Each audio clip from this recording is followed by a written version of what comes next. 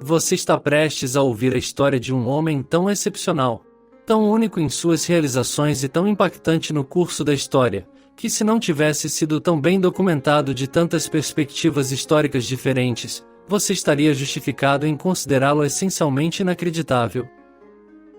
Um homem que fez César e Napoleão se sentirem humildes em comparação. Um homem cuja energia e pura força de vontade praticamente não tem igual na história registrada. E que, talvez ainda mais impressionante, não era apenas um conquistador por excelência, mas ao contrário de outros grandes homens nesta categoria, como Genghis Khan ou Átila, o Huno, ele era uma figura que parecia ser um homem de sabedoria, erudição, nobreza de espírito e magnanimidade. Uma coisa é ser capaz de inspirar terror nos inimigos e fazê-los cair aparentemente sem esforço como uma série de dominós desmoronando sob sua própria gravidade. Outra é ser capaz de inspirar amor e admiração genuínos no processo. Na medida em que seus homens estão dispostos a morrer por você a qualquer momento, e os oponentes estão sempre dispostos a se comprometer quando veem que tudo provavelmente está perdido, sabendo que serão tratados com honestidade e justiça. E esta última parte é fundamental. Aqueles grandes conquistadores que não tinham esse senso de tato, diplomacia e boas graças, muitas vezes acabaram se opondo desesperadamente.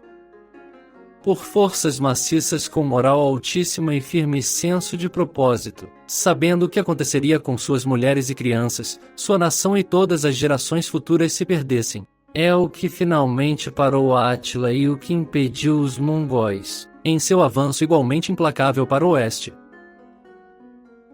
O Império de Alexandre, o Grande, acabaria por se estender pela maior parte do mundo civilizado. E se não fosse por sua morte prematura em 323 AC, na tenra idade de 32 anos, é de se perguntar quão profundamente diferente a trajetória do mundo pode ter sido. Desde o momento de seu nascimento, as estrelas pareciam estar alinhadas a seu favor. Nascido de um talentoso rei Filipe, um conquistador impressionante e estrategista geopolítico por direito próprio, que acreditava que poderia reunir o poder de unificar o mundo helênico. E nascido na localização quase perfeita da Macedônia. Estendia-se entre os povos citas e góticos ao norte e leste, e uma Grécia em declínio ao sul. Tudo sobre sua entrada neste mundo falava de condições favoráveis para uma personalidade de seu tipo. E desde o início ele mostrou um potencial único. Plutarco nos diz, enquanto ele ainda era muito jovem, ele entreteve os embaixadores do rei da Pérsia na ausência de seu pai, e conversando muito com eles ganhou muito sobre eles por sua afabilidade e as perguntas que ele lhes fez, que estavam longe de ser infantis ou insignificantes. Pois ele perguntou a eles a extensão dos caminhos, a natureza da estrada para a Ásia Interior, o caráter de seu rei, como ele se comportava com seus inimigos e que forças ele era capaz de trazer para o campo, que eles ficaram impressionados com admiração por ele, e consideraram a habilidade tão famosa de Filipe como nada em comparação com a ousadia e o alto propósito que apareceram tão cedo em seu filho. Sempre que ouvia que Filipe havia tomado qualquer cidade importante ou conquistado qualquer vitória notável, em vez de se alegrar com isso, ele dizia a seus companheiros que seu pai anteciparia tudo e deixaria ele e eles, sem oportunidades de realizar grandes e ilustres ações. Por estar mais inclinado à ação e à glória do que ao prazer ou à riqueza, ele estimava tudo o que deveria receber de seu pai como uma diminuição e prevenção de suas próprias realizações futuras, e teria escolhido suceder a um reino envolvido em problemas e guerras, o que lhe proporcionaria o exercício frequente de sua coragem em um grande campo de honra do que a um já florescente e estabelecido, onde sua herança seria uma vida inativa e o mero gozo de riqueza e luxo. Ele seria pessoalmente ensinado por Aristóteles, uma das maiores mentes de sua época, ou qualquer outra, e criado nas maiores obras da literatura da época, mostrando um amor especial por Homero e sua magistral Ilíada. E uma história simples de seus primeiros anos ilustra claramente que tipo de personalidade emergente era essa. Um comerciante de cavalos da Tessália estava mostrando suas mercadorias ao rei Filipe. Entre eles estava um grande garanhão preto que se mostrará tão totalmente incontrolável que se dizia ser um perigo para seus próprios manipuladores. Naturalmente, Filipe recusou o animal, mas o olhar aguçado de Alexandre, então com 13 anos, notou que o cavalo não era malicioso, mas sim com medo de sua própria sombra. O menino gritou um desafio para os homens, zombando deles por perderem um cavalo tão bom porque eles não tinham habilidade para lidar com ele. Filipe o repreendeu, mas Alexandre persistiu. Então, pai e filho fizeram uma aposta no preço exorbitante do cavalo, dependendo de Alexandre poder lidar com ele. O menino pegou o cavalo, virou de sua sombra e montou, galopando sem esforço pela arena. Filipe estava imensamente orgulhoso e é registrado que observou que Alexandre teria que buscar um reino maior do que o seu, pois a Macedônia não seria grande o suficiente para ele. Este cavalo, a quem Alexandre chamaria de Bucéfalo, se tornaria talvez o cavalo mais famoso da história e permaneceria ao seu lado em quase todas as grandes batalhas até seus últimos dias. Disse que o cavalo recusou todos os outros cavaleiros além de Alexandre e o rei era dedicado ao seu cavalo. Uma vez, enquanto estavam na terra dos Uxians, os habitantes locais invadiram o acampamento macedônio e levaram bens e gado, incluindo o Bucéfalo. Alexandre mandou enviar uma proclamação prometendo matar até o último habitante da terra se seu cavalo não fosse devolvido. A ameaça foi levada com absoluta seriedade, e os bandidos rapidamente entregaram seu prêmio para salvar suas vidas. E embora Filipe possa ter de fato expressado o sentimento de que a Macedônia não seria suficiente para Alexandre, o homem que criou o futuro conquistador e preparou o terreno para seu domínio era um líder e estrategista impressionante por direito próprio. Aprendendo com a experiência, ele fez várias mudanças e refinamentos em seu exército, especialmente no contexto de permitir mais mobilidade, maior agilidade e flexibilidade. Isso, juntamente com seu treinamento e treinamento únicos, fez com que o exército se movesse tão rapidamente de um ponto a outro que o inimigo muitas vezes não conseguia acreditar que eles haviam chegado. Com a ajuda de sua cavalaria companheira de elite, derivada daquelas famílias nobres e aristocráticas da época, com dinheiro suficiente para equipá-los e tempo livre suficiente para treinar adequadamente, essas táticas de estilo Blitzkrieg começaram a ser aprimoradas com perfeição. Em 18, Alexandre já estava liderando um ataque contra os tebanos à frente de uma parte do exército de Filipe, enquanto Filipe atacou simultaneamente Atenas. Ambos foram bem-sucedidos. A relação entre Filipe e Alexandre certamente não estava totalmente livre de tensões. Especialmente depois que Filipe colocou a mãe de Alexandre, Olímpia, em favor de uma sobrinha de um de seus generais chamada Cleópatra. A tensão logo transbordou durante as celebrações do casamento. Na medida em que um Filipe muito bêbado realmente puxou sua espada para Alexandre, apenas para cair esparramado no chão, levando Alexandre a observar: aqui está o homem que você teria que liderá-lo contra os persas. Ele tropeça pulando de um assento para o outro. Essas tensões logo seriam agravadas com a nomeação do primeiro filho de Cleópatra, Filipe. No entanto, Filipe parecia amar e respeitar Alexandre e desejar sinceramente que Alexandre fosse seu sucessor. Tanto que ele o queria ao seu lado em uma festa de casamento real em 338 AC. Foi durante essas festividades que Pausanias, o capitão da guarda real de Filipe, esfaqueou o rei no coração e o matou. Os motivos de Pausanias nunca foram estabelecidos, embora seja altamente provável que ele estivesse a soldo dos persas, mas de qualquer forma ele foi morto tentando escapar. Quaisquer que sejam as razões de suas ações, Filipe estava morto.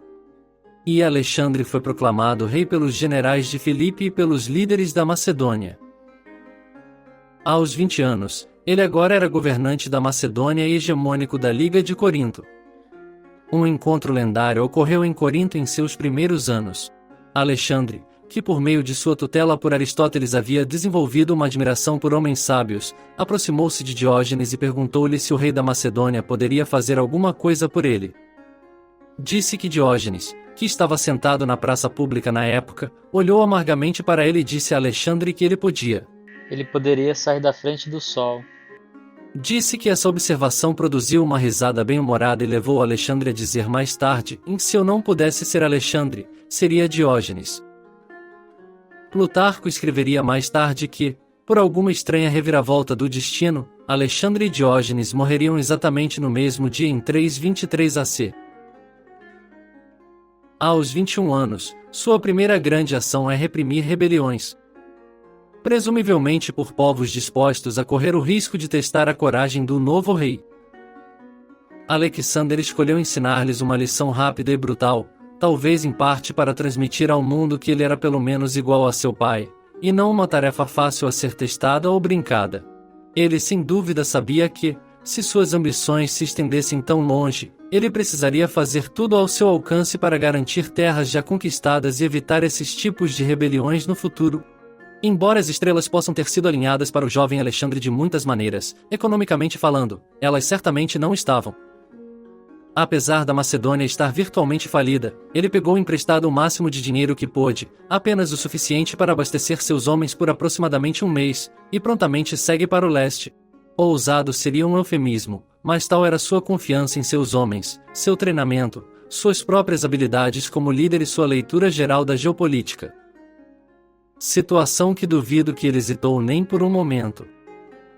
Antes de começar a conquistar para valer, encontramos mais um encontro lendário, desta vez na Frígia com o infame Naugórdio, que se diz ser uma série intrincada e complexa de nós de corda firmemente amarrados que um oráculo havia profetizado que seriam desatados apenas por um homem destinado a se tornar governante de toda a Ásia. Os relatos diferem aqui. A maioria dos relatos afirma que Alexandre puxou um eixo central para desembaraçar a massa. Ou simplesmente pegou uma espada e cortou ao meio. Ambos são críveis.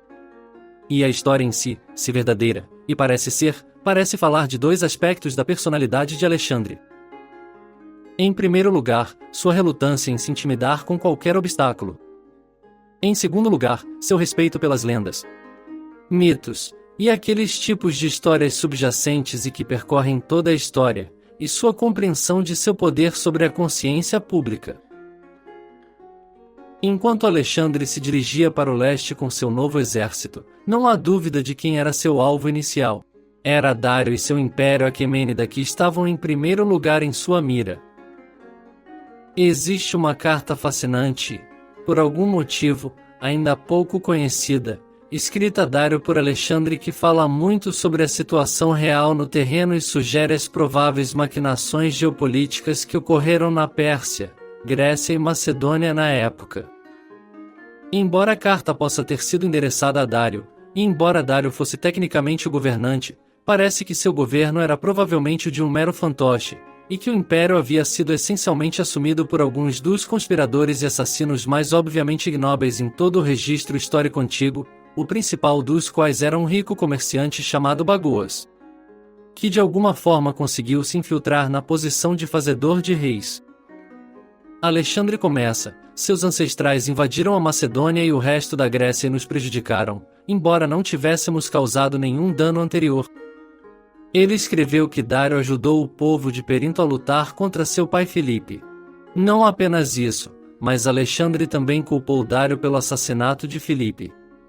Ele então acusa Dário de matar seu próprio antecessor e usurpar o trono persa. Você matou Arces com a ajuda de Bagoas e ganhou seu trono por meios injustos, desafiando o costume persa.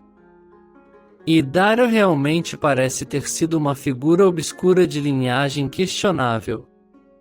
E, no entanto, parece quase certo que Bagoas foi o principal instigador aqui. Este rico e poderoso comerciante da corte envenenou o governante legítimo Artaxerxes. O terceiro, e instalou seu filho Arces em seu lugar, apenas para logo envenená-lo também, colocando Dário no trono. Parece que Dário também pode ter se recusado a cooperar com todos os seus caprichos. Então, aparentemente, em pouco tempo, ele tentou envenenar Darius também. A lenda diz que desta vez seus planos foram descobertos, e Dário convocou Bagoas para fazer um brinde a ele do mesmo copo que ele preparou para Dário, resultando em sua morte. Este pequeno revoltante, Bagoas, é a ponta do iceberg no que diz respeito à traição, engano e intriga sórdida que parecia tomar conta de toda esta região como uma nuvem escura em torno deste período de tempo. O desgosto de Alexandre aqui parecia muito justificado. Sua carta a Dário continua: em seus enviados corromperam meus homens e procuraram destruir a paz que estabeleci entre os gregos. Esta é uma linha intrigante e é uma pena que não tenhamos mais elaboração. Mas, novamente, é preciso acreditar que Alexandre provavelmente estava justificado.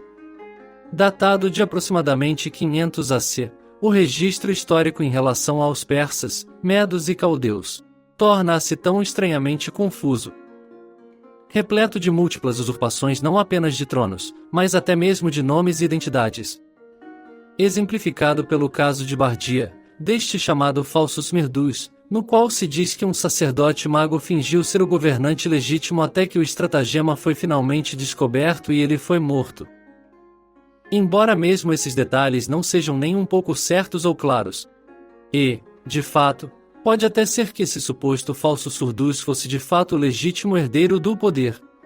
Em suma, algo muito estranho e muito sombrio estava acontecendo nos níveis mais altos, e isso coincidindo com imagens de governantes mostradas em moedas da época, começando a mostrar um tipo racial ou étnico muito diferente ganhando destaque.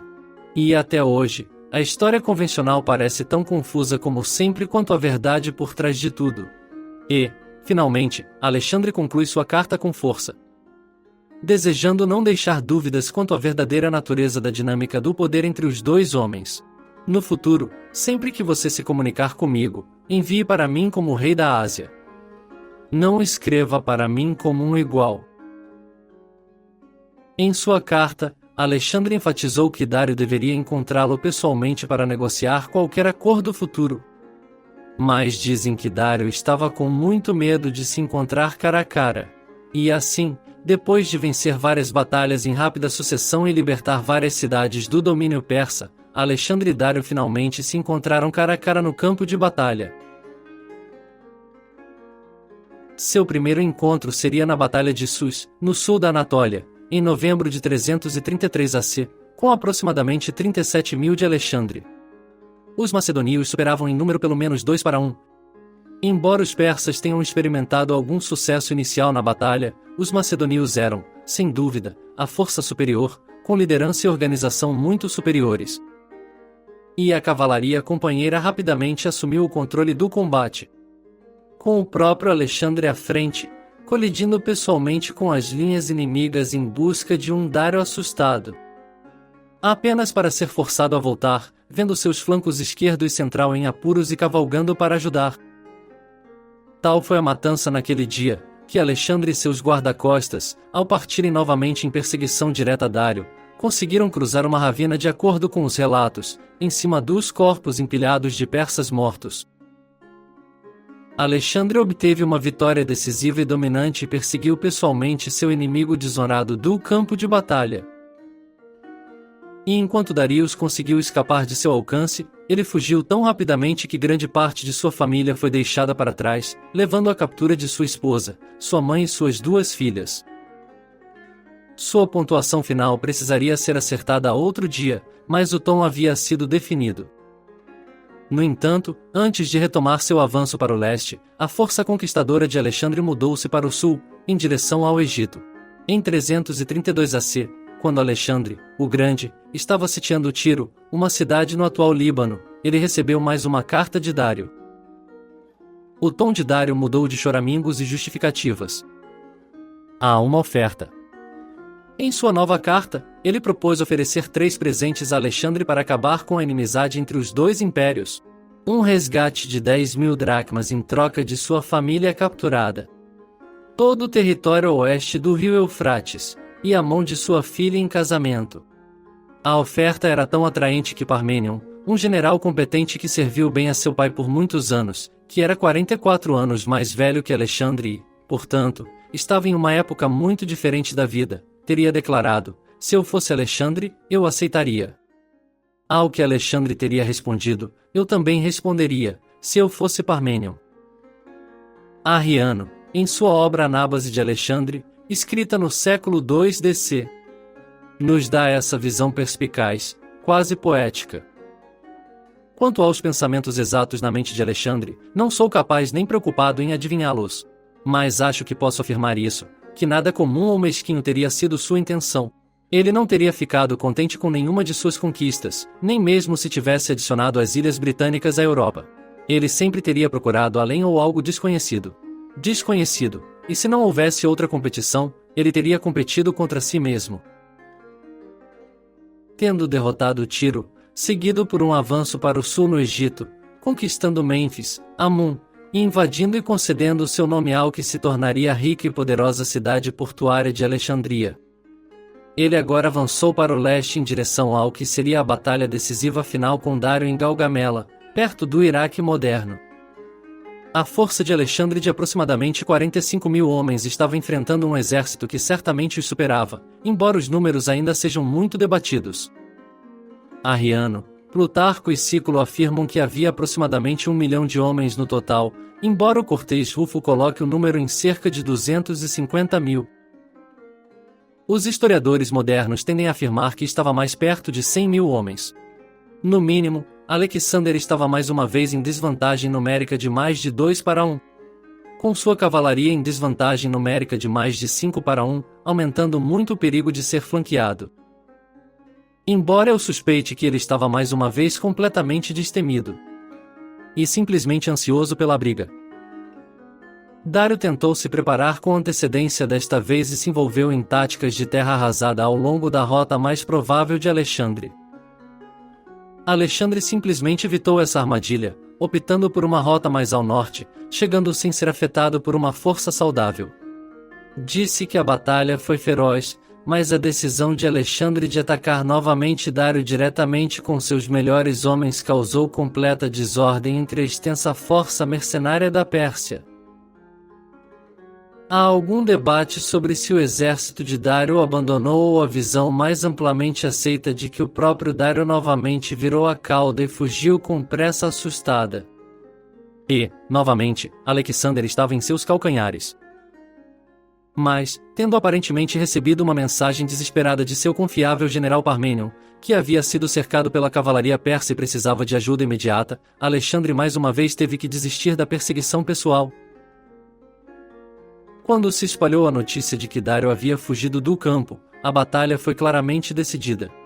E mais uma vez, Alexandre administrou uma derrota dominante e esmagadora. Apesar das longas probabilidades, a mudança no equilíbrio de poder agora estava clara para todos verem. Havia uma nova força predominante no cenário mundial.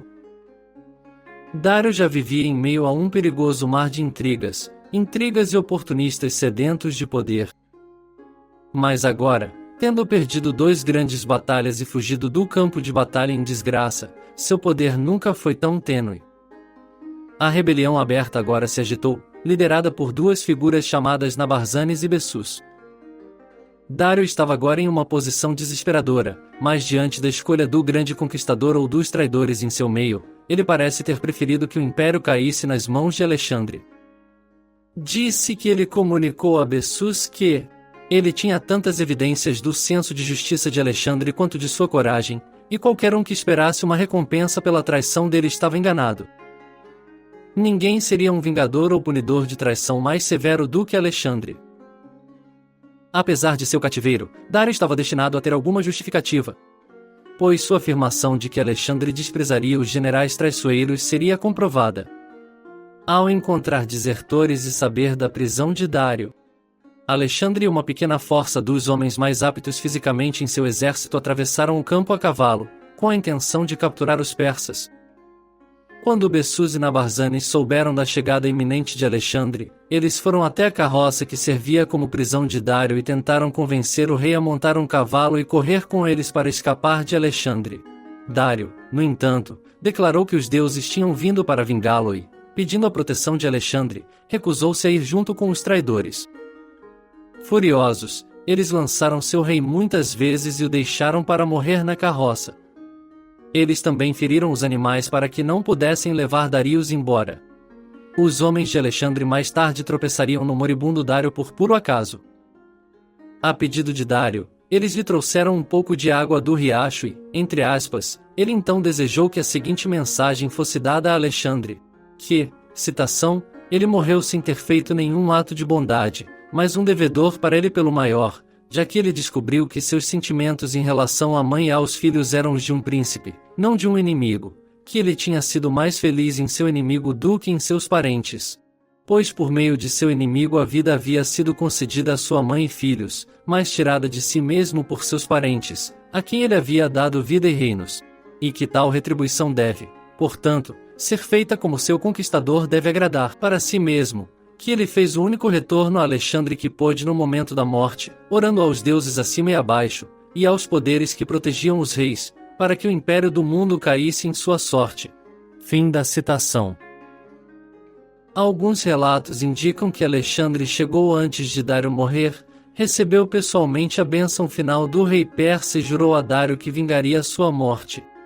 De qualquer forma, ao ver o grande rei da Pérsia chegar a tal fim, disse que Alexandre ficou triste a ponto de chorar. Ele cobriu o corpo com seu próprio manto e ordenou que o corpo de Dário fosse devolvido a Persépores para ficar em estado antes de ser homenageado com um funeral persa completo e sepultado entre seus ancestrais reais. Alexandre então perseguiu e executou Bessus por trair seu próprio rei. Alguns dizem que ele foi morto naquele infame método antigo de ser amarrado entre duas árvores, dobrado pesadamente preso no lugar. E quando as cordas de fixação foram cortadas, enquanto as árvores voltavam poderosamente à sua posição natural, seu corpo foi rasgado em dois. Uma vontade poderosa é muitas vezes a marca de um grande homem. Ser capaz de aproveitar e controlar totalmente essa vontade é a marca de um ainda maior. Alexandre foi objetivamente excepcional a esse respeito, e suas realizações testemunham isso objetivamente melhor do que mero sofisma ou argumentação. Uma fenda estava se desenvolvendo entre ele e alguns de seus homens, que, na minha opinião pessoal, ambos tinham pontos válidos. Os macedônios, naturalmente, sentiram grande orgulho nacionalista de suas realizações.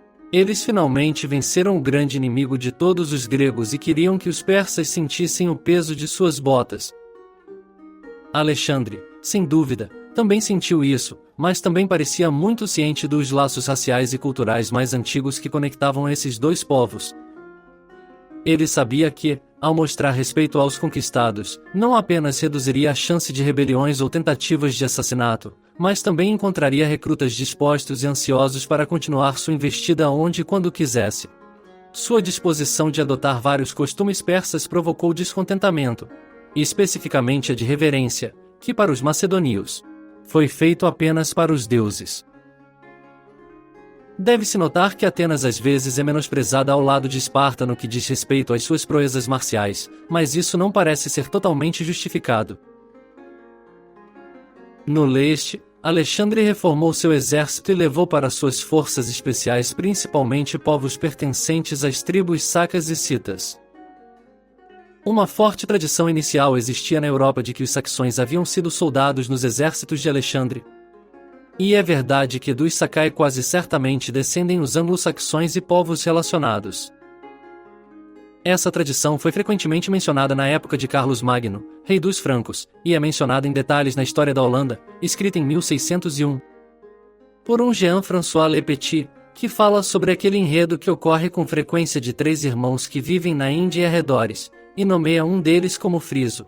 O mesmo Friso mencionado no livro de Orlinda. O OLB fala sobre a cooperação do pessoal de Friso com Alexander. Mas também expressa a opinião de que a arrogância parecia ser sua força motriz em seus últimos dias. É interessante que Taxila parece ser cognato com a terra do texto do livro de Orlinda, e Taxila foi certamente um dos centros de poder que parece ter sido estabelecido em um local estratégico por um povo ariano por volta de 1500 a 1000 AC. Quando Alexandre entrou na área, o governante de Taxila foi o primeiro a se aproximar dele cordialmente. Ao encontrar Alexandre, ele perguntou: com que propósito devemos fazer guerra uns contra os outros? Se o desígnio de sua vinda a estas partes não for nos roubar nossa água ou nossa comida necessária, que são as únicas coisas pelas quais os homens sábios são indispensavelmente obrigados a lutar, quanto às outras riquezas e posses, como são consideradas aos olhos do mundo, se eu for melhor provido delas do que você, estou pronto para deixá-lo compartilhar comigo. Mas se a sorte foi mais liberal para você do que eu, não tenho objeção em ser grato a você. Esse discurso agradou tanto a Alexandre que, abraçando-o, Ele disse ter declarado: "Você acha que suas palavras gentis e comportamento cortês o farão sair nesta entrevista sem contestação? Não, você não escapará disso. Lutarei e lutarei com você até agora, para que, por mais prestativo que seja, você não terá o melhor de mim." Fim da citação. Então, recebendo alguns presentes dele, ele lhe devolveu outros de valor ainda maior e, para completar sua generosidade, deu-lhe em dinheiro pronto cunhou 1000 talentos. Alexandre então entrou em uma região chamada Ornis para enfrentar um infame e virtualmente impenetrável fortaleza rochosa conectada ao lendário Hércules, a quem Alexandre reivindicou como um ancestral pessoal. Embora imensamente difícil e um tanto caro, as táticas criativas e a pura força de vontade dos jovens macedônios não seriam negadas. E logo Alexandre era o mestre da rocha que supostamente derrotou Hércules. Eles então se mudaram para Nissa, que alegou ter sido fundada por Dionísio. Depois de enviar um sábio para defender seu caso ao conquistador, disse que Alexandre ficou satisfeito e pediu apenas cavaleiros do exército, mas deixou a cidade segura e independente. Em 326 AC, Alexandre ficaria cara a cara com Poro, e o maior exército que ele enfrentou desde a derrota de Dário em Gaugamela. Dezenas de 1000 homens e contendo os famosos e temidos elefantes de guerra. Os homens de Alexandre, no entanto, nesta fase eram alguns dos mais experientes e endurecidos pela batalha da história, e planejaram isso. Enquanto os elefantes atacavam, eles simplesmente abriam suas linhas de batalha, deixavam-nos passar e depois desciam em massa para lançar os cavaleiros das feras. Poro, que se diz ter sido um homem gigante, foi universalmente considerado como tendo liderado com competência. E lutou com extraordinária coragem. Assim como o parente principal aliado de Poro na luta, chamado Pittacus, que parece ter sido de linhagem direta com o clã Spitamed, do qual descendia o famoso Zoroastro. O relato de Arion nos diz que Poro desempenhou um papel distinto na batalha, não apenas como comandante-chefe, mas também como um bom soldado. Diante da matança de sua cavalaria, seus elefantes mortos no campo ou vagando em um estado lamentável após a perda de seus motoristas, e a maior parte de sua infantaria morta, ele ainda continuou lutando enquanto houvesse qualquer unidade indiana se mantendo unida o suficiente para oferecer resistência. Foi só quando ele foi ferido que ele finalmente virou seu elefante e começou sua própria retirada. Alexandre queria muito salvar a vida de um grande homem que ele tinha visto lutar uma batalha nobre. Outros historiadores creditaram o elefante de Poro, que aparentemente cuidou particularmente do rei e o defendeu ferozmente na batalha. Plutarco diz que, enquanto Poro cavalgava do campo, ele sofreu muitos ferimentos dos macedônios que lançaram flechas sobre ele. Quando Porus começou a enfraquecer com seus ferimentos, o elefante se ajoelhou no chão para impedi-lo de cair, e o elefante até começou a puxar cuidadosamente as flechas com sua própria tromba. Cortês alegou que o animal lutou até a morte para proteger Porus, pois ele não permitiria que ninguém tocasse em Porus depois que ele fosse vencido por seus ferimentos e tivesse que ser morto antes que qualquer homem pudesse se aproximar do rei indiano. Poro foi levado perante Alexandre e, ao trocar palavras, os dois homens formaram um profundo respeito mútuo. Alexandre não apenas concedeu a Poro domínio contínuo sobre suas antigas terras, mas até lhe deu um território maior das regiões que ele havia conquistado, mais do que dobrando as propriedades originais de Poro. De sua parte, disse que Porus permaneceu inabalavelmente leal ao rei macedônio pelo resto de seus dias. É provável que poucos generais tenham levado seus homens ao limite na medida em que Alexandre o fez. O número de batalhas travadas, onde os macedônios muitas vezes superavam em número. A quantidade de distância percorrida, muitas vezes em terreno difícil e em território amplamente desconhecido e hostil, em que qualquer local poderia de repente provar ser um inimigo. Por mais que amassem e respeitassem seu líder, sem fim à vista, muitos pareciam finalmente estar em seu ponto de ruptura. Ao saber da agitação, Alexandre reuniu seus homens e se dirigiu a eles como um corpo, assegurando-lhes as riquezas e a glória por vir e implorando-lhes que continuassem a segui-lo. Nem mesmo isso poderia forçar uma resposta de qualquer um dos homens que esperavam que seus generais e oficiais relatassem ao rei que estavam exaustos de seus ferimentos e das dificuldades implacáveis da campanha. Que eles não estavam fugindo de suas responsabilidades, mas incapazes de cumpri-las. Pouco a pouco, Seus sentimentos de tristeza começaram a ganhar expressão mais livre e as lágrimas começaram a fluir. Tanto que a raiva do rei se transformou em piedade, e ele foi, apesar de si mesmo, incapaz de manter as lágrimas longe de seus próprios olhos. Finalmente, quando se disse que toda a assembleia estava chorando profusamente, Coenus se aventurou a se aproximar do tribunal enquanto os outros se afastavam, e ele indicou seu desejo de falar. Que os deuses mantenham pensamentos desleais de nós, declarou Coenus. E de fato eles fazem isso.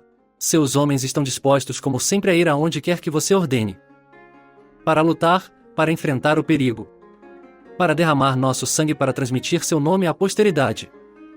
Então, se você estiver indo, nós seguiremos ou iremos adiante de você aonde você quiser, mesmo que estejamos desarmados, nus e exaustos.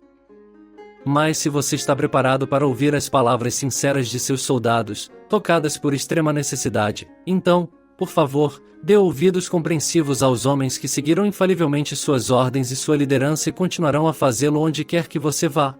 Mas você vai expor este belo exército nu a feras? Por que lutar pela glória por uma rota tortuosa quando ela está tão próxima? Aqui também você está de frente para o oceano. A menos que você prefira vagar sem rumo, chegamos ao ponto ao qual sua fortuna o levou. Quando Coenus concluiu seu discurso, gritos e choros surgiram ao seu redor. Os gritos misturados dos homens declarando Alexandre seu rei, seu pai, seu senhor. Irritado com a persistência deles e sem saber o que fazer, Alexandre pulou da plataforma onde estava falando e concluiu a reunião do dia. No dia seguinte, ele reuniu novamente os homens, mas ainda estava com raiva. E ao dispensá-los, ele insistiu que, se desejassem voltar, deveriam fazê-lo. Ele permaneceria com ou sem eles e encontraria aqueles que o apoiariam, incluindo os soldados persas, outrora inimigos, que agora lhe davam sua lealdade. Qualquer um que desejasse voltar para casa era livre para fazê-lo, e eles poderiam dizer a seus amigos na Macedônia que haviam retornado sozinhos, deixando seu rei cercado de inimigos. Depois disso, ele se trancou em sua tenda, não permitindo que ninguém entrasse além de seus servos e assistentes habituais. Nem mesmo seus amigos íntimos. Ele permaneceu lá por 2 dias, e no terceiro dia, finalmente emergiu. Aparentemente agora aplacado, Alexandre anunciou para sua grande alegria que eles estavam indo para casa. E ele ordenou que seus homens marcassem este ponto mais oriental com 12 grandes altares de pedra. O exército então começou a laboriosa tarefa de refazer seus passos de volta ao rio Hidáspes e às novas cidades de Eucéfala e Niceia. E eles realmente começaram a ir na direção de casa. Mas isso não significava que as batalhas haviam acabado. Alexandre ainda tinha os Malianos e os Brahmanes para lidar, os 2 redutos restantes impedindo seu domínio total na região. A essa altura, Alexandre havia dividido seu exército em várias porções menores, cada uma comandada por um de seus principais generais. Eles varreram a terra, eliminando toda a resistência restante dos Malianos. O único reduto restante era um grupo que buscou refúgio em uma cidade pertencente aos Brahmanes. Eles se mudaram rapidamente para a cidade e se prepararam para um confronto final com os últimos membros restantes da tribo do Mali. Quando o ataque começou, Alexandre ordenou que seus homens colocassem suas escadas de cerco contra a muralha da fortaleza, mas eles hesitaram. Não querendo perder a vida no que parecia ser outra batalha desnecessária, esta contra uma cidade inimiga fortemente fortificada. Quando ele não conseguiu convencer seus homens a subir, Alexandre pulou nas escadas e subiu até o topo da parede, ignorando as flechas que estavam sendo lançadas pelos defensores. Alexandre alcançou o topo das ameias e abriu caminho através dos defensores, cortando alguns com sua espada e derrubando outros da parede, batendo-os com seu escudo. Percebendo que estava totalmente exposto, sozinho e cansado, ele tomou a decisão de pular no próprio forte, esperando que pudesse causar medo nos malianos ou, na falta disso, pelo menos morrer uma morte nobre. Aterrissando de pé, Alexandre encontrou uma velha árvore perto da parede e a usou para proteger suas costas enquanto enfrentava o ataque dos malianos, que agora percebiam que o rei macedônio estava sozinho dentro de suas paredes. Os primeiros a atacar Alexandre foram rapidamente eliminados pelo conquistador, incluindo o próprio líder do Mali, de acordo com o relato de Arriano, após o que ninguém ousou atacá-lo diretamente, mas ficou à distância arremessando lanças e flechas. Alexandre conseguiu bloqueá-los com seu escudo e efetivamente se defender até que um maliano conseguiu acertá-lo com uma flecha de 4 pés que se alojou ao longo de seu lado direito. A ferida inicial perdeu-lhe uma enorme quantidade de sangue e o deixou cair em seus joelhos. Ele ainda conseguiu se defender, mas estava ficando mais fraco a cada momento até que finalmente desabou em seu escudo. Pensando que ele estava morto, o homem que atirou a flecha correu para despir o corpo e reivindicar sua vitória, mas esse ato motivou Alexandre mais uma vez, e ele conseguiu levantar sua espada e enterrá-la no lado de seu agressor. Ele tentou se levantar segurando o galho da árvore, mas caiu de joelhos. Ainda desafiador, os relatos afirmam que ele gesticulou para os malianos ao redor para que viessem terminar o ataque, determinado a cair lutando. Enquanto isso, fora dos muros, o exército havia caído no caos. Não importa quais sejam seus sentimentos sobre a campanha como um todo, os homens ainda adoravam Alexander. Vendo seu rei desaparecendo sobre as ameias, eles começaram a entrar em pânico e a subir as escadas em massa. Na verdade, disse que tantos homens pularam nas escadas que quebraram com o peso. Leonato, Aristones e Timeu conseguiram alcançar as muralhas antes que as escadas se perdessem. Eles também pularam e se posicionaram em torno de seu rei caído. Disse que, confortado por sua presença, Alexandre finalmente desistiu do esforço e desmaiou inconsciente. Os 4 homens agora começaram a lutar, mesmo quando os malianos das muralhas externas invadiram o local, ouvindo que Alexandre estava vulnerável dentro de sua fortaleza. Timeu foi morto após uma luta valente, e Leônidas sofreu um ferimento grave no pescoço e caiu no chão, deixando apenas Pocestis. Apropriadamente usando, de acordo com Arriano, um escudo sagrado da antiga Troia para cobrir Alexandre e não a si mesmo. E Aristonus lutando contra o ataque maliano. Ambos os homens já estavam gravemente feridos, mas ainda lutavam desesperadamente para proteger Alexandre. Claro, o restante do exército não desistiu de suas tentativas desesperadas de alcançar seu rei. No entanto, sem as escadas, eles inventaram todos os meios que podiam para escalar as paredes. Alguns conseguiram cravar estacas nas paredes de terra da fortaleza e se levantar. Outros conseguiram criando escadas humanas e subindo uns nos outros para chegar ao topo. Aqueles que o fizeram também se jogaram no pátio abaixo e assumiram a defesa de Alexandre. Vendo seu rei caído, eles soltaram um grito alto, e os homens ainda fora da muralha, acreditando que Alexandre estava morto, ficaram frenéticos. Eles quebraram as paredes com suas picaretas e varreram a fortaleza, massacrando todos que encontraram, aparentemente incluindo mulheres e crianças em sua raiva. Ouvindo rumores de sua morte enquanto estava doente, Alexandre resolveu dissipá-los imediatamente. Ele próprio havia embarcado em um barco para navegar pelo rio próximo até o acampamento do exército. Quando os homens o viram se mover, começaram a aplaudir. Ele chamou seu cavalo e, conseguindo montá-lo, disse que todo o exército aplaudiu. Alguns até choraram de alívio. Crátero, um dos generais mais experientes e capazes de Alexandre, disse a Alexandre: "Você acha que um avanço inimigo, mesmo supondo que eles estivessem agora em nossa muralha, nos causaria mais ansiedade do que nossa preocupação com sua saúde? Em que, como as coisas estão agora, você dá pouco valor. Estremeço ao pensar no que vimos há pouco tempo. Tenho medo de colocar em palavras. Como aquelas mãos vis teriam manchado os despojos tirados de seu corpo invencível se a sorte não tivesse pena de nós intervindo para salvá-lo. Nós, que somos incapazes de acompanhá-lo, somos todos traidores e desertores. Você pode marcar a marca da desgraça em seus soldados, um e todos. Ninguém se recusará a expiar a ofensa, mas imploramos que você se salve e nos permita suportar o perigo que você abraça tão imprudentemente."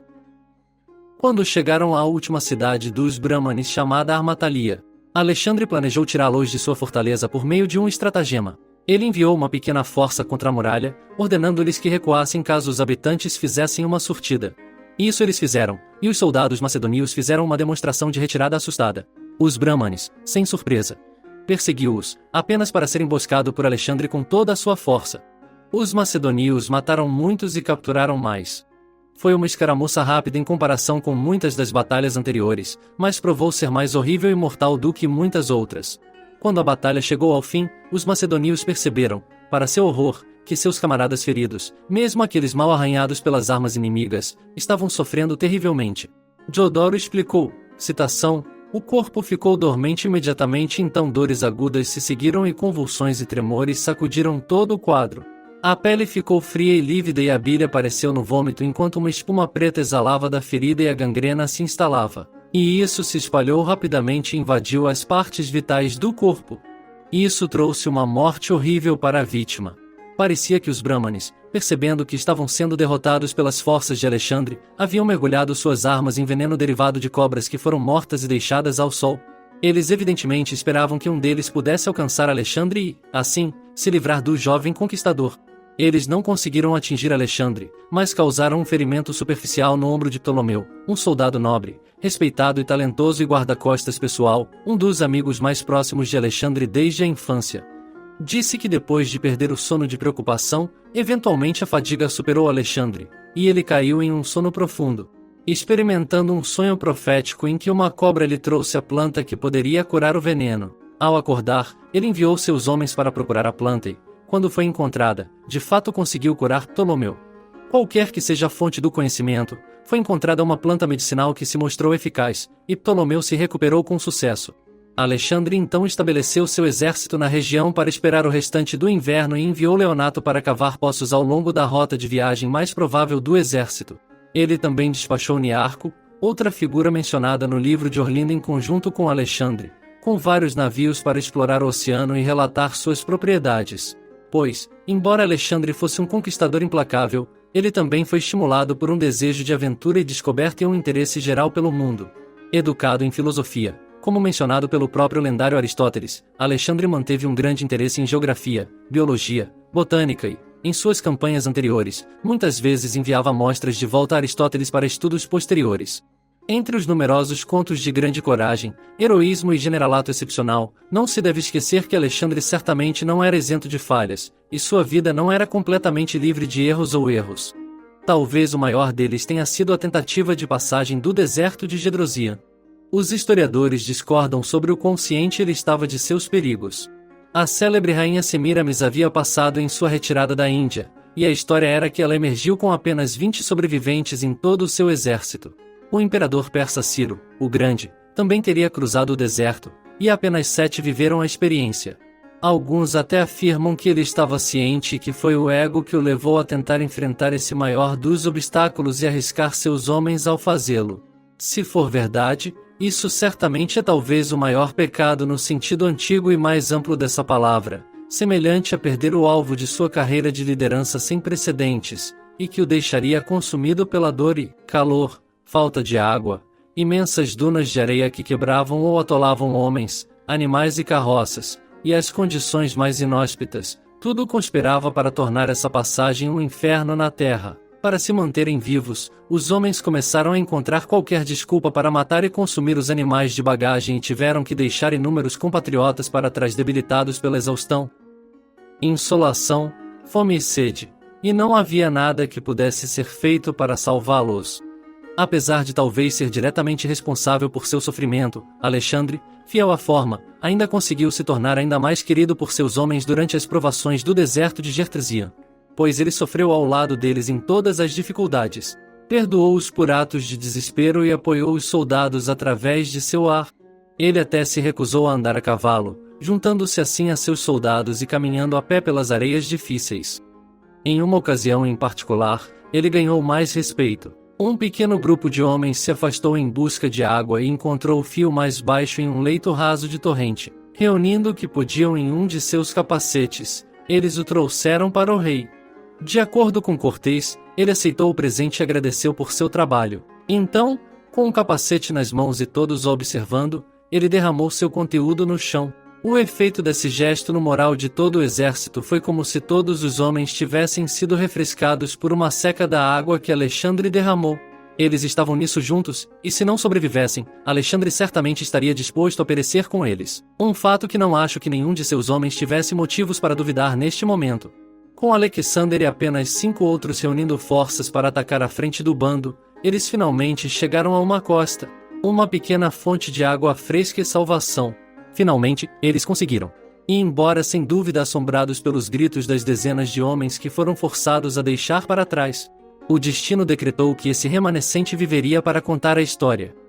Um dos elementos das realizações de Alexander que muitas vezes é esquecido é quanto território ele cobriu. Povos como os godos, sem dúvida, também cobriam vastas extensões de terra, mas como se moviam como uma tribo inteira, em vastos trens de vagões junto com suas mulheres e filhos, seu ritmo sempre diminuía de acordo. A força de Alexandre não continha nada além de homens em idade de combate, é claro, e como eles costumavam confiar na surpresa, dizia que muitos dias eram compostos por 18 horas seguidas de março. Ele já era bem educado por algumas das mentes mais brilhantes do mundo, mas pode-se dizer que esses anos de experiência em primeira mão navegando por grande parte do mundo conhecido como um exército a reboque concederam a ele uma das compreensões mais claras de geografia, topografia e terreno, conhecimento que ele faria excelente uso até seus últimos dias.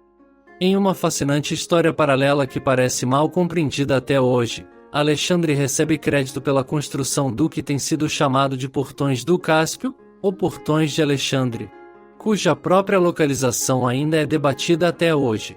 Diz a lenda que os portões foram construídos para impedir a passagem do que era chamado de hordas impuras.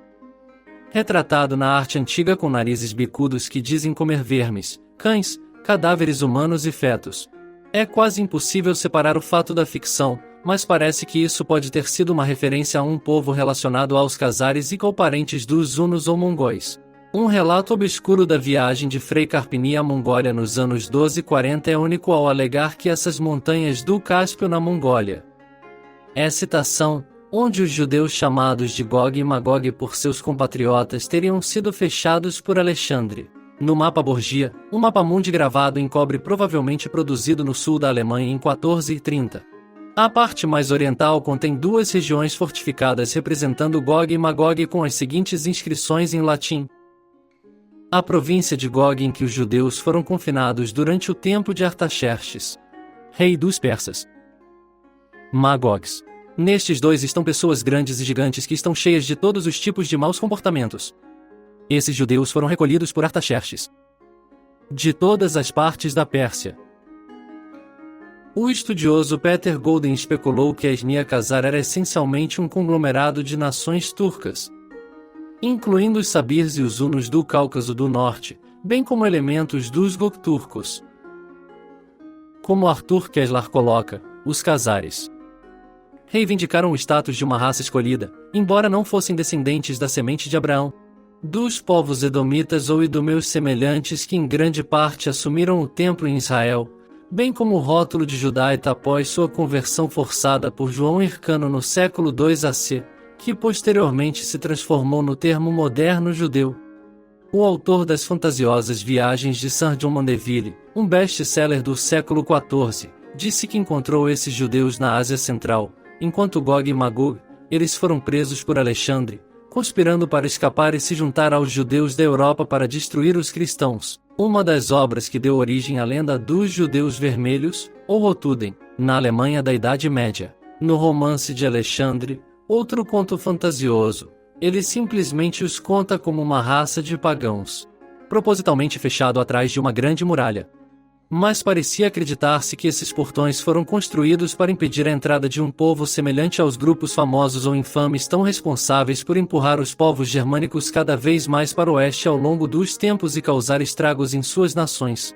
Não apenas através dos exércitos mistos e mercenários furiosos que pareciam infinitos em número, mas também de dentro, através de esquemas, intriga da corte e suborno. O monge do século IX, Christian de Stavelot, disse que os Khazares eram, vivendo nas terras de Gog e Magog, e o viajante árabe, falavam com a mesma crença. Alguns acham que Gog e Magog são os causadores.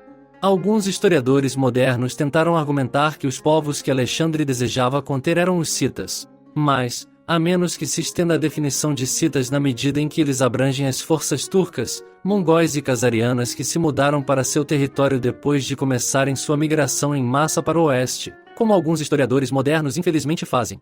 Essa afirmação parece um pouco ridícula. Além disso, é contado que povos como os alanos e outros parentes e ramificações citas sempre tiveram passagem livre, e Alexandre parecia ter um grande respeito pelos citas e seus grupos de povos góticos e sacais ou saxões relacionados, e isso parece ter sido em grande parte mútuo.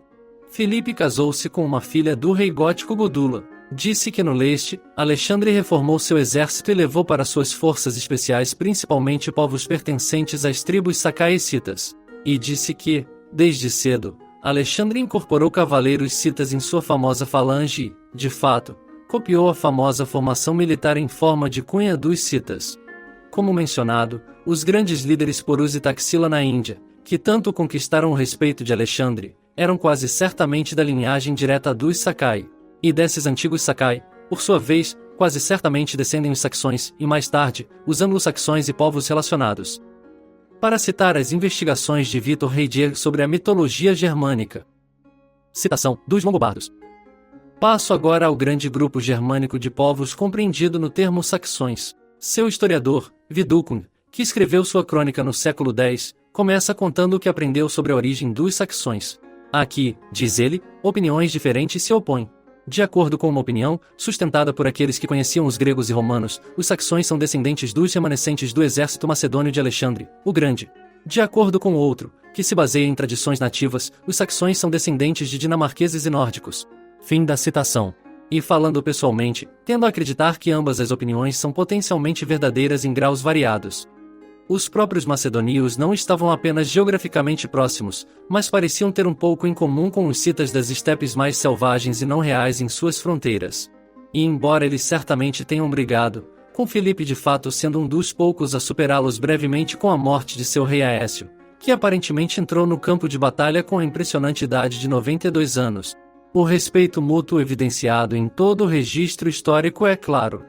À medida que a poeira baixou e com o passar do tempo, à medida que nações e impérios sobem e caem, à medida que as populações migram e o cenário geopolítico muda e evolui, são as histórias e lendas que melhor resistem a esse teste do tempo. Embora existam algumas anomalias genéticas e culturais intrigantes dignas de nota. Disse que este grande exército de Alexandres, contendo macedônios e auxiliares, de vários povos afins e aliados, deixaram vários traços ao longo de seu caminho ainda visíveis até hoje aos olhos perspicazes. O povo Kalas, por causa de sua maior frequência de pele clara e olhos azuis em relação aos seus vizinhos, juntamente com lendas e tradições culturais de um número significativo de homens de Alexandre se estabelecendo na região, levou a uma hipótese popular de que vários de seus descendentes eram de fato soldados de Alexandre, o Grande, que o seguiram em sua campanha na Índia. Fascinantemente, um estudo genético de Lental em 2014 parece mostrar uma conexão genética entre os Kalas e os austríacos e alemães modernos. Porque eles estão atualmente sem litoral em um islâmico. E, portanto, uma região bastante hostil, uma religião à qual eles se recusaram firmemente a se converter, eles também são um povo que está desaparecendo rapidamente, mas dizem que mantém seu orgulho e senso de identidade. Mais uma prova do poder e da mística desse grande conquistador e seus exércitos aparentemente invencíveis, que até mesmo a sugestão de ancestralidade genética ou cultural pode moldar as noções de um povo sobre si mesmo ao longo de milênios. Em 323 AC, com a tenra idade de 32 anos, Alexandre adoeceu misteriosamente e definhou na cama, provavelmente em agonia, por quase 2 semanas. Sua incapacidade, ou falta de vontade, de nomear claramente um sucessor não deveria ser surpreendente. Para uma personalidade como Alexander, uma morte tranquila na cama depois de tudo o que ele passou provavelmente parecia impossível. E a mera discussão de tal possibilidade, talvez insultuosa, derrotista ou vista como um mau presságio. A frase, depois de mim, o dilúvio vem do rei francês Luís XIV, mas sempre senti que esse sentimento pode muito bem ter sido expresso por Alexandre. O caos se tornaria o tema definidor das próximas décadas e séculos. Como tantas vezes acontece quando grandes homens liderando vastos impérios morrem sem deixar um roteiro claro. Em seu leito de morte, alguns historiadores afirmam que, quando foi pressionado a nomear um sucessor, Alexandre murmurou que seu império deveria ir, entre aspas, para o mais forte. Outras fontes afirmam que ele passou seu anel de sinete para seu general, Perdicas, nomeando-o assim sucessor. Mas quaisquer que tenham sido suas escolhas, ou possam ter sido, uma coisa é certa: nenhum plano de sucessão claro foi seguido. Os generais de Alexandre, todos eles com a lealdade de seus próprios exércitos nas costas, continuariam a se separar em uma luta interna viciosa que durou quase meio século antes que 4 facções saíssem vitoriosas. Macedônia, o Império Seleucida no leste, o Reino de Pérgamo na Ásia Menor e a dinastia Ptolomaica no Egito.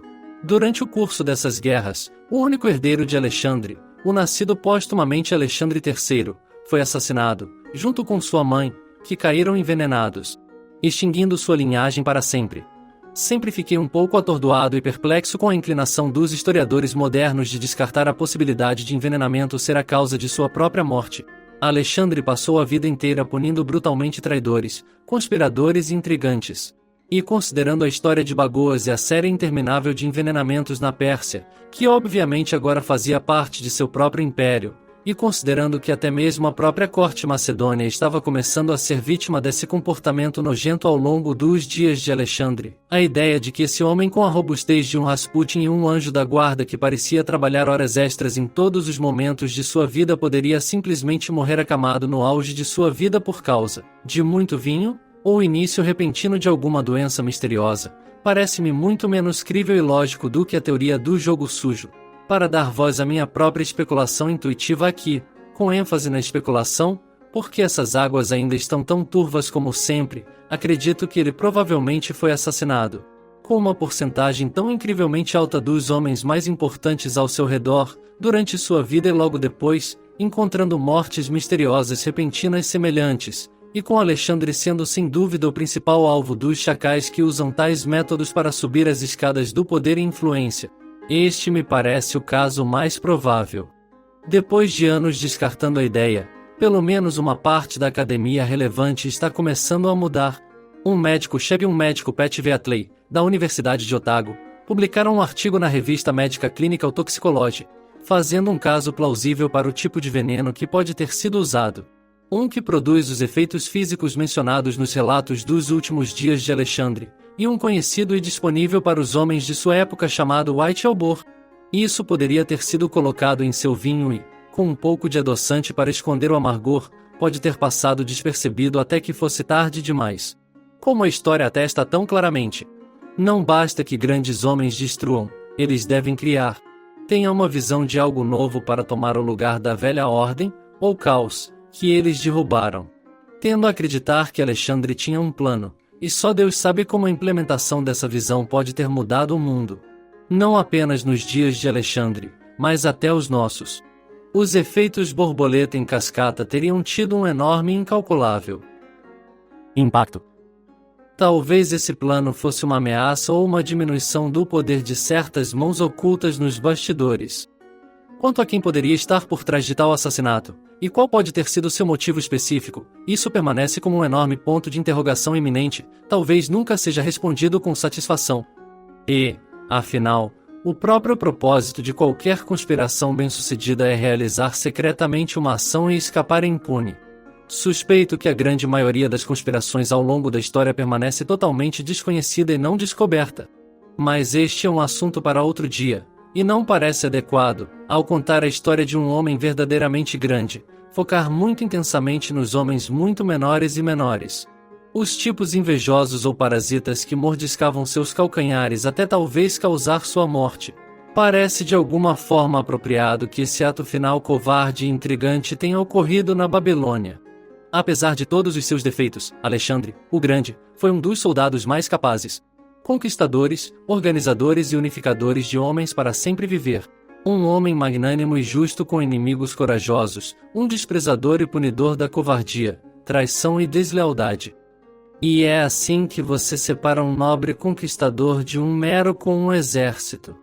A história está repleta de exemplos de seu tipo oposto, que, quando um grande guerreiro inimigo é finalmente subjugado depois de causar tantos estragos, deixa sua emoção e raiva mesquinha cegá-los, e mata ou tortura ou de outra forma trata o corajoso herói ou líder cuja única falha era sua bravura e competência no campo de batalha.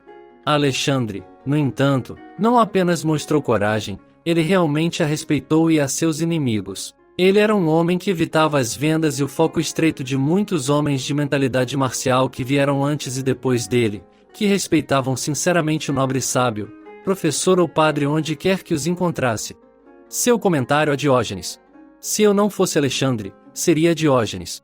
Não apenas me parece provavelmente historicamente preciso e verdadeiro da parte de Alexandre, mas parece falar de seu caráter e orientação, e seu respeito inato pelo conhecimento e sabedoria e pelo homem verdadeiramente sábio, e seu papel tão importante.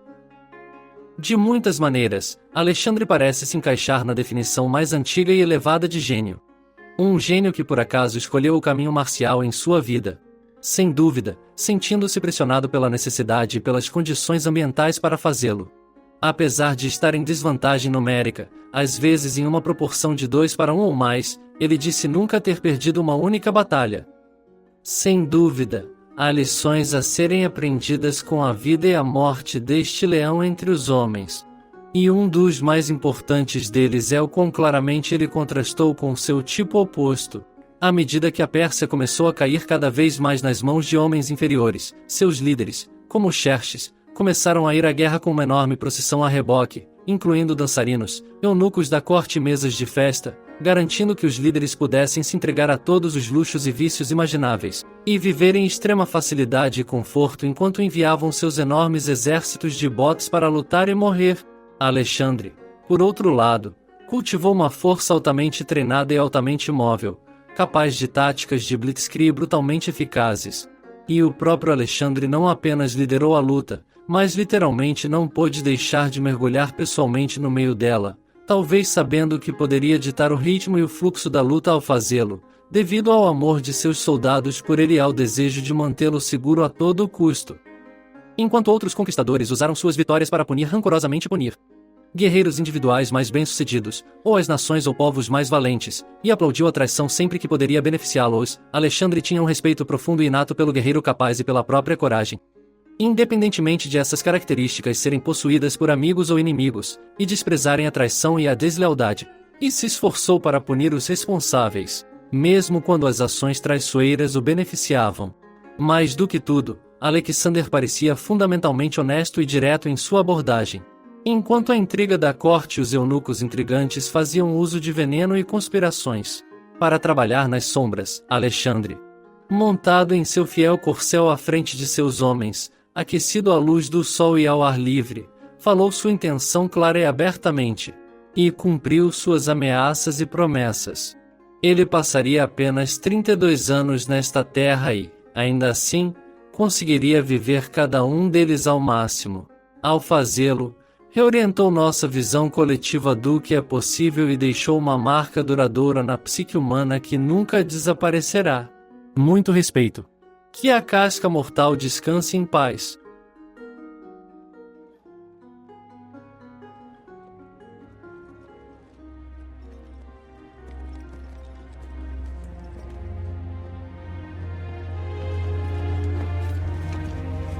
Ucupertu catapausai humon o Macedones ten oika de hormen lectesetai moi hodeho logos. Exestigar humin apienai hopoi buleste emugehenika. Ala hoskanonai humas proshopoius tinas hemas ontas, hopoioi tines autoi genomanoi apalaseste.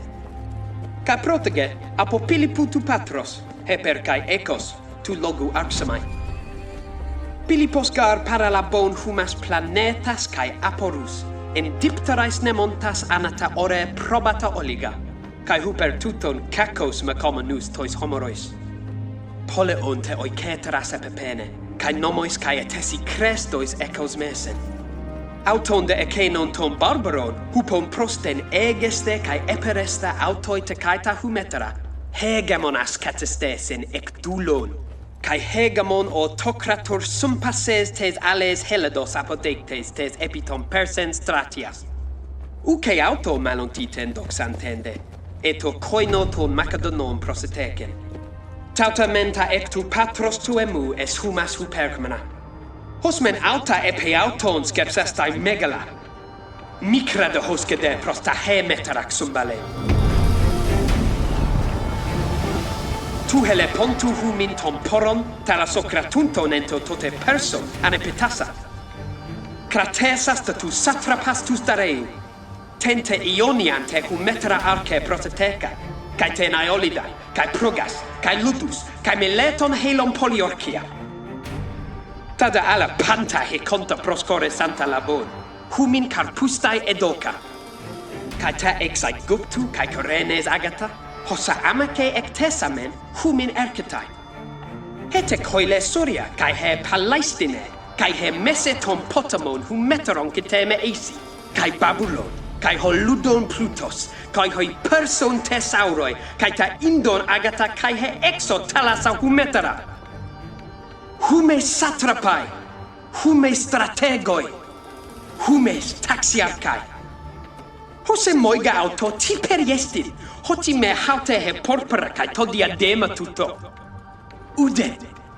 Ude ke tisapo dexai tesaurus emus, hoti me hosa hineka humon pulateta. Epi udestin idiamoies hoti pulaxo autus. Si tumano teta auta humin sitia. Kai hupnon ton auton hairumano. Pro agrupnon de humon oida, hos katiudene koite humes. Kai tis humon e ponesas oiden emu malone egu huper ekenu. Agade, kai hoto traumata humon esti, gomnosas auta epidexato, kai egota ema epidexo en mere. Hose moige ukestin hoti tu somatos, tongede en prosten meron, atroton hupola leptai. Ude hoplonti estin huge uk ikne en amauto pero. Alla kai xipe tetromai, kai tetoxiumai, kai litois, kai xulois paiomonos. Huper humon. Kai tes humetaras doxes. Kai tu humeteru plutu. Nikontas humas ago, diages, kai talases, kai potamon, kai oron, kai pedio. Gamus te humintus autus gegameka. Kai polon humon hoi paides sungenese sontai tois paisi tois emois. Eti de ho crea en, u polu pragmonesas e poto e geneto. Tos auta men mistoporunton, tos auta de harpas donton ho pote ec poliorcias harpag eg ignoito, di ale lumai tauta. Stepanoi te crusoi tois pleistois humonesi, meneme a tes te aretes tes humetaras, kai tes ex emu times. Hostis de kai apetanen, euclees men auto heteliute e geneto, peripanes de hotapos. Calcai de hai econes ton pleiston oikoi hestasin, hoi gones dentimoiesi eis paras apelagmanoi. Ugar tisque piugon humon eteliuta, emu agontos. Kai nun, tus apolemus humon, sdelotus toisoikoi, apopemsin emelon. Al apede pantes apienai buleste. Apite pantes. Kai apel tontes oikoi, apangela to hotiton basilea humon Alexandron. Nikonta men persas, kai medus, kai bactrius, kai sacas. Kai temenon de kai partuaius, kai corasmius, kai hercanius este epiten talasanten Caspia. Huper banta de ton Caucason, kai perasanta oxon te potamon kai tana in, eti de ton indo potamon. Udeni alo hoti me Dionuso per attenta. Kai ton hupasin dia perasanta an, e me humes apognesate, kai esten megalen talasan cat ampotara tu induta stomata embalonta. Kai dietes gadrosias tes remu el tonta, he udes po prosen sun stratia elte. Kai carmaniam proscte samanon, peripepliucatos de ede auto tu nauticu ten ab indonges eis persas talasan. Hos eis susa epanegagate, apolipontes oikeste, paradontes pulacentois nenicemanois barbarois. Tauta humin kai pros anthropon iseus euclea, kai pros teon hosia depu estai apengel denta. Apite!